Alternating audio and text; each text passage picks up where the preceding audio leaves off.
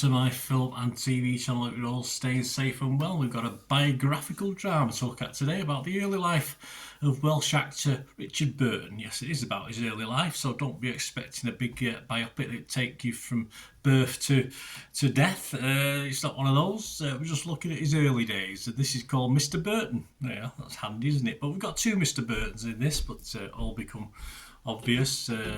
So I thought it was just a stage name, Burton, but obviously that's how much I knew about it. 124 minutes, which is fair enough for a biopic, isn't it? Directed by Mark Evans and written by Tim Balouf and Josh Hyams.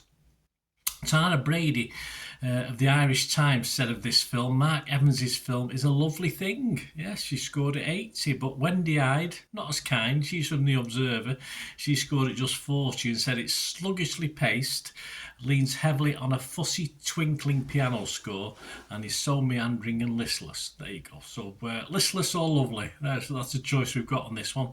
Everything in between perhaps. We'll have a look anyway. This stars Harry Lorty as Burton himself alongside Toby Jones and Leslie Manville. And it charts the relationship between a Port Talbot school teacher and a wild young schoolboy, although he looks about 30 when he's in school, but hey, there you go. It's a bit like Please Sir, do you remember that? Yeah, where the kids are all in the 20s, but they're supposed to be 16, 17, whatever. Anyway, a wild young schoolboy called Richie Jenkins, who was the son of a boozy miner, yes, with lots of kids. Couldn't remember his kids' names, that's how bad it was. Richie dreamed of becoming an actor, and Philip recognised his raw talent, tutored him, and became his adoptive father. And it's a story of how Richie Jenkins was turned into Richard Burton, the greatest star Wales has ever produced. About Catherine Zeta-Jones. Anyway, and who later said of Philip Burton, I owe him everything. Yeah, nice, very touching. It was released back in British cinemas on the 4th of April, a very limited release, 4th of April 2025. I didn't watch it at the cinema, I watched it at home, which is probably the best, really. And I'm going to do this review on the 20th of July 2025. Right, I expect biographies to last 2 hours, so there's a tick in that box, because it does, that's fine. Leslie Manville, Toby Jones, two of my favourite actors, so another tick or two ticks, whichever way you look at it. Though Manville's role is sadly just secondary, really, a friendly landlady called Ma. Little of anything else to sort of say about her role in this. It's I do like Leslie, but it's a shame she didn't get something a bit meatier, but obviously that wasn't part of the story, was it?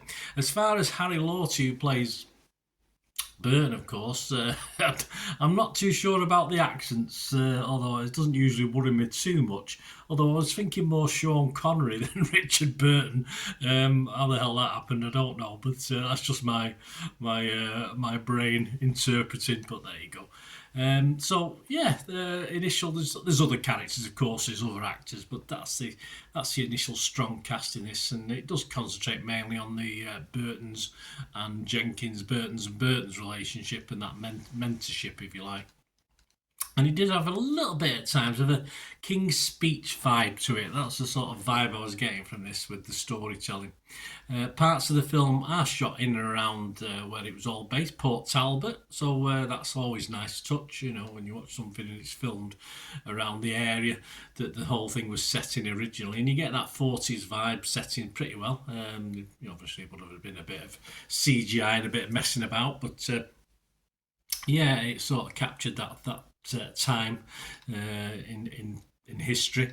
And the film, of course, is generally doing the mentorship, but then it does sort of jump towards the end. About the last 20 minutes, you sort of jump forward, and I might have missed a date on this one. I'm not too sure, because I don't remember it telling me to jump forward a few years, but it does, because of course it goes to him on Stratford-upon-Avon doing, of course, big debut and the troubles he had, and of course his mentor Mr. Burton came and gave him sort of plumped up his ego, helped him out a little bit, and we get a poignant, touching finale. But we do see obviously problems for the future for our Richard Burton, of course we do. In the film, in this adaptation, of course, Burton is portrayed not perfect. I think we all know that. Burton fans, I don't find we'll find anything too much to dislike in this telling of his early life. Dramatic license, of course, is always used in these sort of films. And little of what I know of the actor, it's like, It encouraged me to go out and find perhaps a little bit more about him, certainly a little bit more about Mr. Burton as well, his mentor, but it didn't make me like Mr. Richard Burton any more or any less of any thoughts I had of the gentleman. Peter Bradshaw from The Guardian sort of liked it. He scored it 60. He said it's heartfelt, vigorously acted, enjoyable, if slightly naive. Yeah, but we'll get perhaps I'll touch on that later as well. Tom Stones from The Times also scored it 60. He said the film is so dewy-eyed about the process that made him a star, it overlooks the more devilish bits of the bargain. In truth, all biopics ought to have some aspects of a cautionary tale. There's like there, but for the grace of God go we. There you go. I think Tom's got a point there. There are bits of that devil that come late in this film. And perhaps the best parts of the film, actually, I must admit, the film ended when I really wanted it to start going again. But it is what it is. It's his early life. We're not looking at his. Of course, we've seen films of him and Elizabeth Taylor and series, I think, as well, haven't we? That sort of thing, which I've enjoyed because I do like that and like history and I like history of the actors, etc. So it's a shame we don't get that little bit of devilishness, if you like, until a little bit later in the film. Going back to that first critique from Tara Brady, I think she's spot on. Remember, she said Mark Evans's film is a lovely thing. It is for the most part. It relays wonderfully. I think the relationship between the two characters played really well by Hawty and Jones. It's touching, obvious, a platonic love there. Of course, there is. It doesn't go over the boundaries, and it doesn't go too deep into how it was. Obviously, there's a little bit of in the valleys or in Port Talbot, a little bit of the word pufter is used. So there's a little bit of that, but it doesn't go over the top on that sort of style of it. There may be some naivety, which was mentioned before, but anyway, it all leads to a nice, watchable film. And as I say, not you sort of know bits about Burton, and this gives you that little taste of it towards the end as well.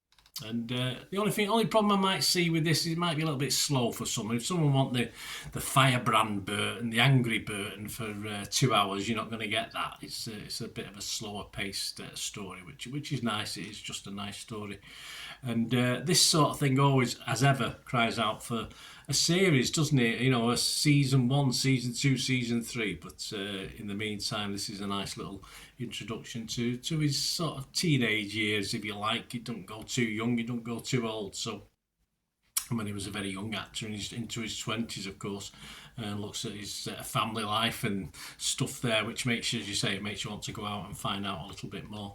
I think Deborah Ross of The Spectator is pretty much spot on. She said the film is too devoted and sedate to fly as a cinematic event.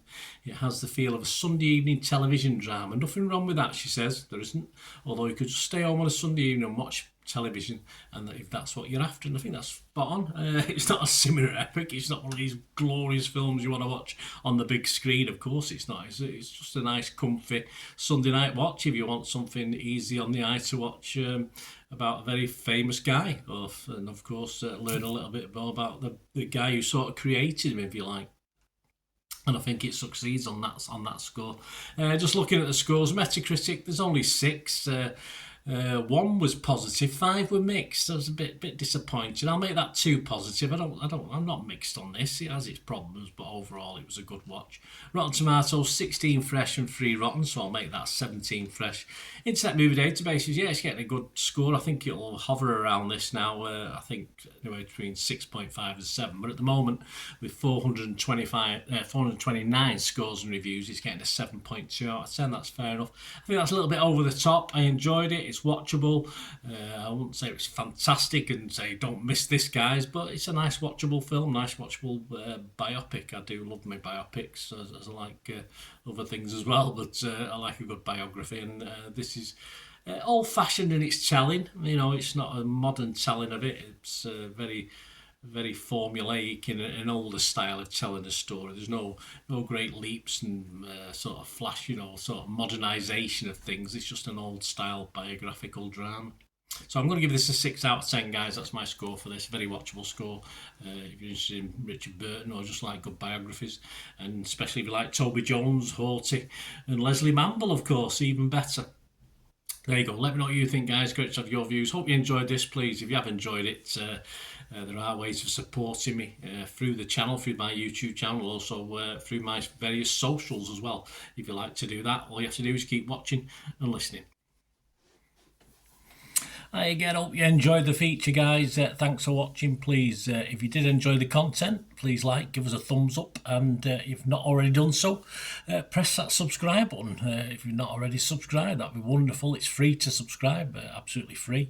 Also, check out my social media links if you want to follow me on TikTok, Instagram, X, Facebook. They'll all be in the description below. And my special thanks to supporters of the channel, yes, Piat6505, who have an eBay shop selling film and TV memorabilia, including posters, books, magazines. There'll be a link again in the comments section. And if you're into your football, don't forget my football stuff on Manchester City for general football fans, but mainly City fans, of course. Or if you know someone who might enjoy that, give them a kick in my direction. I'd be very, very grateful. And as ever, guys, comments on this feature is wonderful. Anything to do with film and TV is always very, very welcome. It's great to talk film and TV. I thank you, guys, for your support. Stay safe, everyone.